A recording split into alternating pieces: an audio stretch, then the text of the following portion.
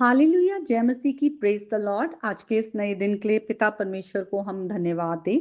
ये परमेश्वर का गहरा प्रेम है कि हम अपने गुनाह में नाश नहीं हुए, बल्कि यीशु मसीह के द्वारा हमारा पिता के साथ मेल मिलाप हुआ है। और हम भी परमेश्वर के प्रेम को कैसे रिस्पॉन्ड करते हैं, जब उनकी आज्ञा को मानते हैं। और आज्ञा को मानने के लिए हमें जानना पड़ेगा आज्ञा क्या है, वचन पढ़ना पड़ेगा। और वचन में हम सिर्फ परमेश्वर की इच्छा नहीं, बल्कि परमेश्वर के बारे में भी जानते हैं, जिससे हम और ज्यादा उनके प्रेम की गहराई को समझ पाते हैं कि वो अनुग्रहकारी है, विलंब से कोप करने वाले हैं, दयालु हैं, और उनका प्रेम जो है हमसे कभी टलता नहीं। तो हमें परमेश्वर की समझ और ज्ञान में बढ़ते जाना है। इसलिए वचन में बने रहना, पढ़ते रहना बहुत जरूरी है, ताकि हम भटके ना, बल्कि उस धार्मिकता का मार्ग जो परमेश्वर ने हमें दिखाया है प्रभु यीशु मसीह के द्वारा, उसमें हम चलते रहें। आमीन। तो आइए आज के वचन में आएंगे, और आज का वचन तीतुस की पत्री उसके दूसरे अध्याय से है। तीतुस या टाइटस जो थे वो अपोस्टल पॉल के यंग डिसाइपल थे, जो उनके साथ काफी मिशनरी जर्नीज में उनके साथ थे, और जो अपोस्टल पॉल है उनको मेंटर करते थे, और ये पत्री उन्होंने लिखी चर्च के लिए। और हम 11वीं आयत से पढ़ेंगे।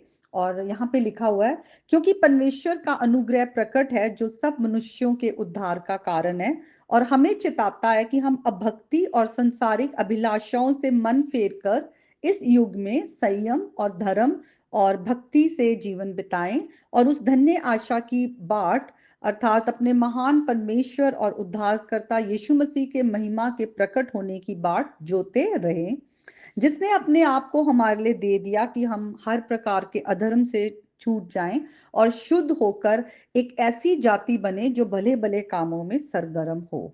आमीन।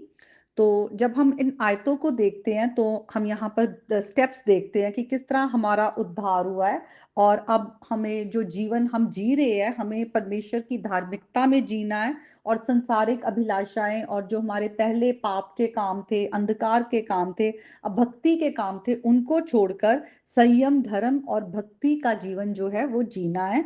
और तीसरा हम देखते हैं कि हमें उस धन्य आशा की बाट जोना है, जो परमेश्वर के पुत्र प्रभु यीशु मसीह के दूसरी बार आने के आगमन में उनके प्रकट होगी। तो आज मैं आपके साथ बात करना चाहती हूँ उद्धार के बारे में, या साल्वेशन, या अगर हम ग्रीक का वर्ड देखें तो सोटेरिया। और हम उद्धार को जब बाइबल में पढ़ते हैं, तो हम उसे 3 स्टेजेस में या 3 टेंसेस में देखते हैं, जो कि पास्ट है, प्रेजेंट है और फ्यूचर है। तो अगर हम देखें, पहली आयत देख, लिखा हुआ है कि किस तरह से परमेश्वर के अनुग्रह के द्वारा, जो हम जब यीशु मसीह के द्वारा वो अनुग्रह प्रकट हुआ है, तो हम जब विश्वास करते हैं तो हम उद्धार पाते हैं।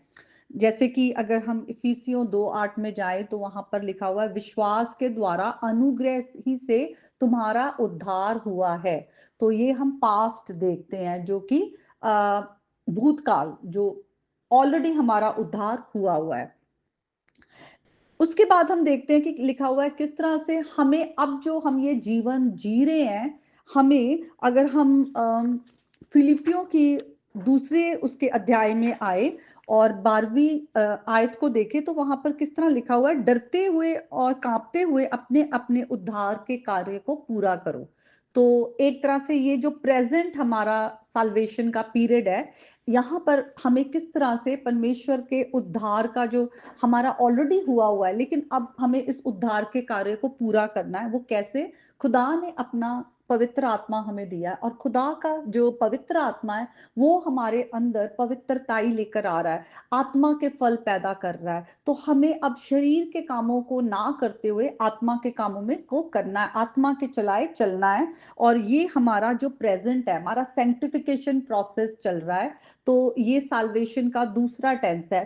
पहला टेंस है जब हम ऑलरेडी हम प्रभु यीशु मसीह के ग्रेस के द्वारा, अनुग्रह के द्वारा हमारा उद्धार हुआ है, और हम परमेश्वर के सिंहासन के आगे धर्मी ठहराए गए हैं। हमारा जस्टिफिकेशन है, हम जस्टिफाइड हैं सिर्फ प्रभु यीशु मसीह के द्वारा। हम उन पर जब विश्वास करते, विश्वास के द्वारा ही हम धर्मी ठहराए जाते हैं। तो पास्ट हमारा जस्टिफिकेशन जो हुआ है, और जो प्रेजेंट है वो हमारा सैंक्टिफिकेशन है। इस साल्वेशन के पूरे प्रोसेस में।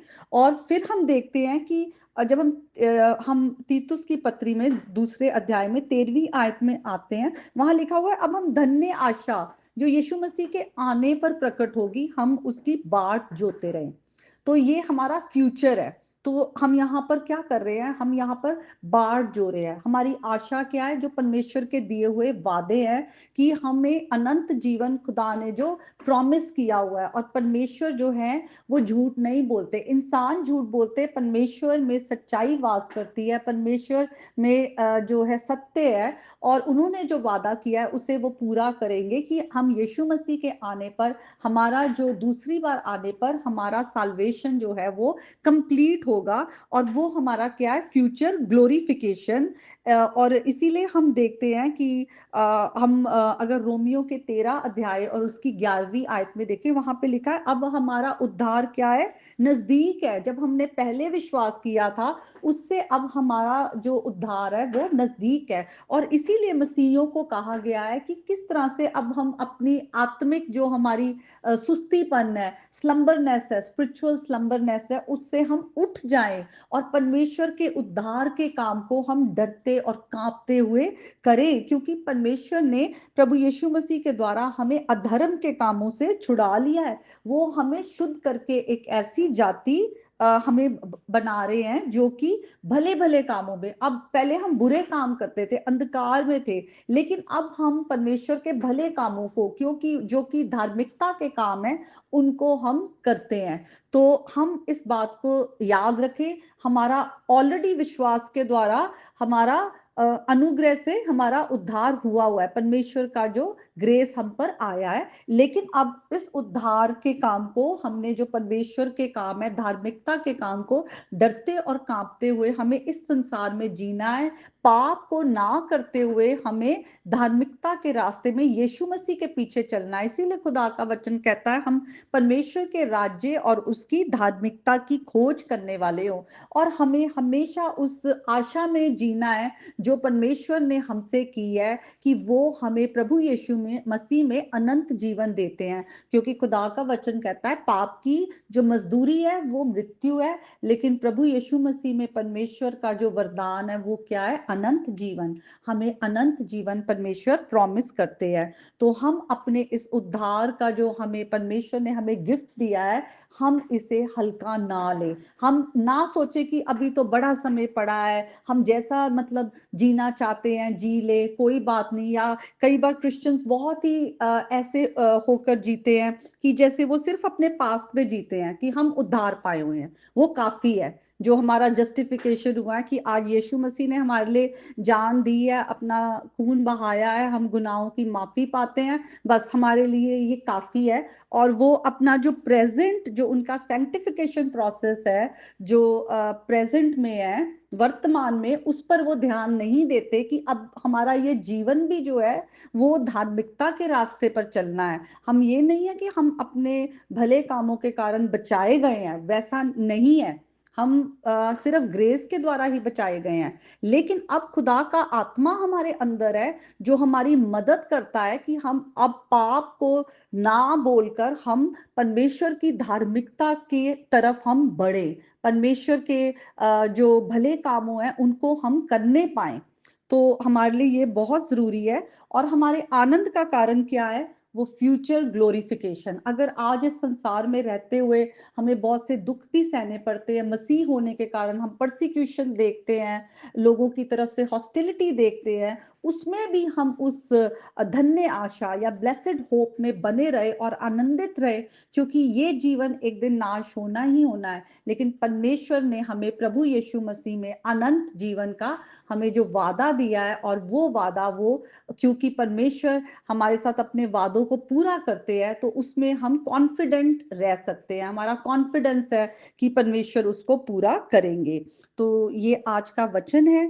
मैं विश्वास करती हूँ कि आप इस वचन के द्वारा अपने जीवन को जांचेंगे और परमेश्वर की नजदीकी में चलेंगे, परमेश्वर को और जानने के लिए वचन को पढ़ेंगे, और अपने उद्धार के काम को आप डरते और कांपते हुए इस संसार में रहते हुए पूरा करेंगे। तो आज के इस वचन के द्वारा प्रभु आप सबको बहुत आशीष दे।